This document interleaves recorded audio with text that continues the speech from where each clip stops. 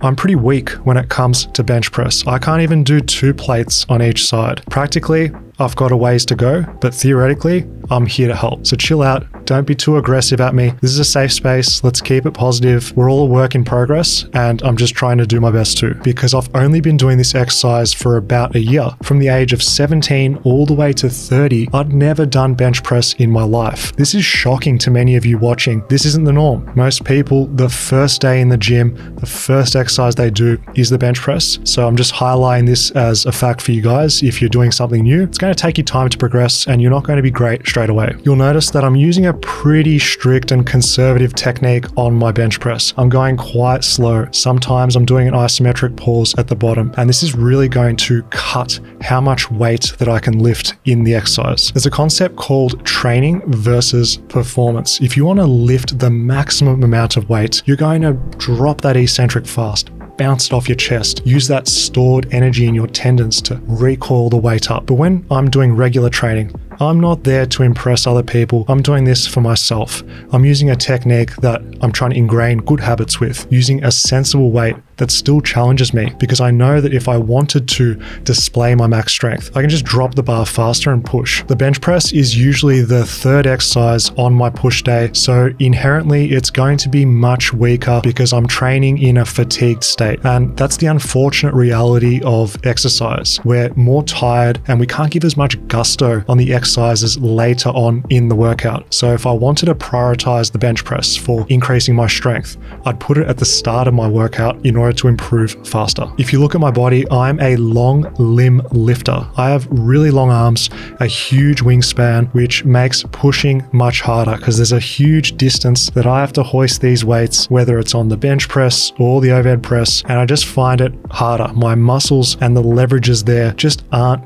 working cohesively for a strong press. I'm great at pulling, but just be aware that your body type also influences your strength, so don't feel bad about it. Another reason for my lackluster bench press in terms of weight is the fact that I'm using a flat back to bench press. This is a choice because I'd rather use an increased range of motion at the upper body because the bar has to travel further to reach my chest. Just depends on the goal. I'm using this as a general strength builder, hypertrophy in my upper body. I'm trying to flatten my posture to make the exercise as hard as possible to get more out of less weight. I know you're wondering, why the barbell as opposed to the dumbbells for bench press? Firstly, I've got overdeveloped pecs for my body.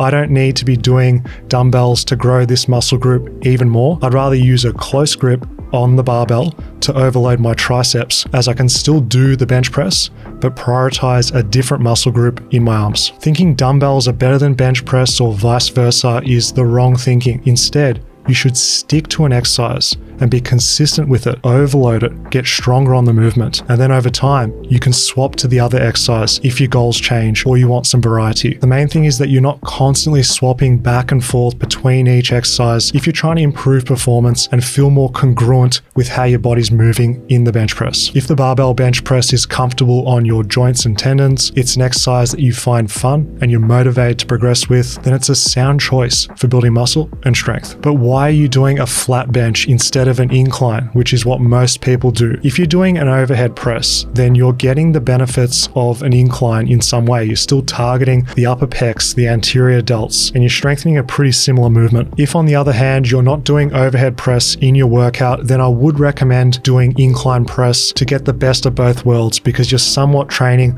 horizontal and you're somewhat training overhead, and you'll get good transferability for both. One of the struggles I have with barbell bench press is scapular stability, trying to control my shoulder blades as I'm doing the press.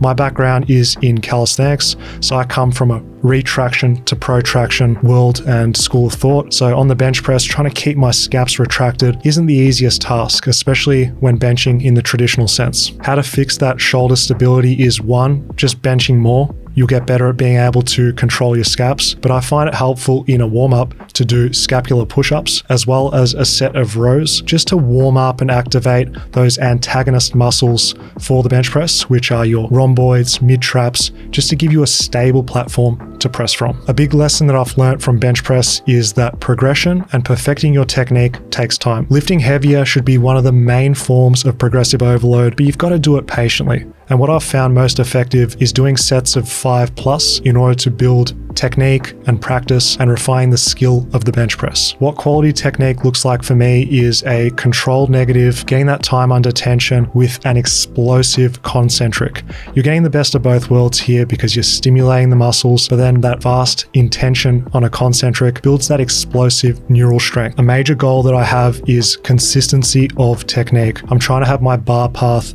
very similar from rep to rep, and a big part of this is just staying present and mindful when I'm bench pressed, staying focused, trying to do everything the same so that when I do lift heavier, when I do get fatigued, my body's going to be strong enough to handle that and push through those reps that do count. If you're a bench press beginner like me or someone that's been doing it for some time, you'll need to be using internal cueing to start with. Your mind's going to be occupied on what your scaps are doing, using that Valsalva maneuver of breathing. You're trying to think about what your elbows are doing in the bench press. All well and good, but once you practice and things become automatic, you should switch over to external cueing, which would be like, just push the bar as hard as possible. Don't overcomplicate it after a while.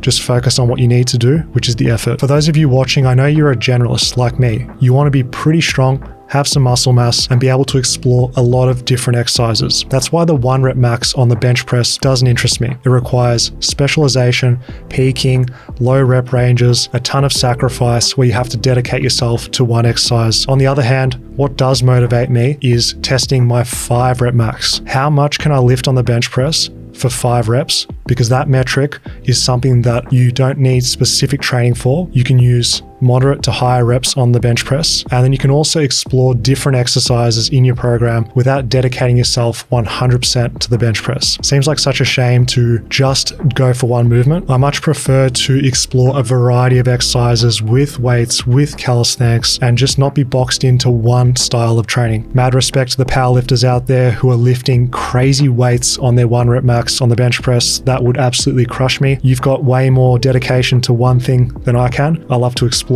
a whole host of worlds. Cheers for watching, legends. If you want to learn how to mix weights and calisthenics, discovering the best exercises from both worlds, click this video. It's going to teach you so much.